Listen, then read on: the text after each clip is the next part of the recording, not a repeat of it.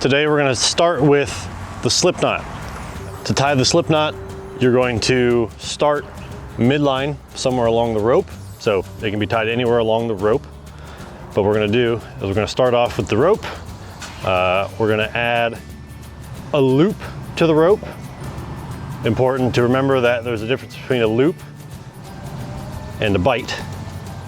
One has parallel strands, the other one has them crisscrossed. We're going to start with a loop, and then we're going to take and pull a bight of rope through that loop. And then we're going to take, hook this part and pull on these strands and pull them to dress the knot.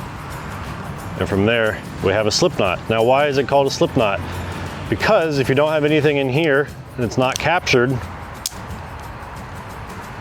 I can pull this tight and I can't undo the knot like this.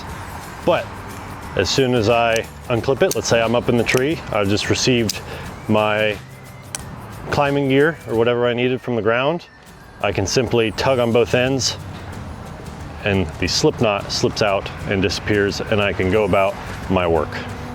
Now, the slip knot is probably one of the most common knots you'll come across, and arguably one of the handiest.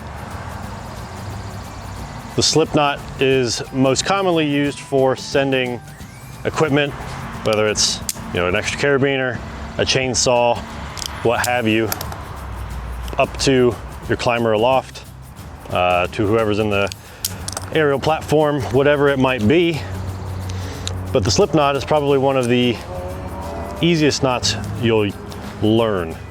A really helpful way to tie this knot, in the way that I was taught, was if you take your left hand with your thumb facing down, roll your wrist, and then with your 4 fingers, you're gonna grab the loop and pull it through, and then dress the knot like so.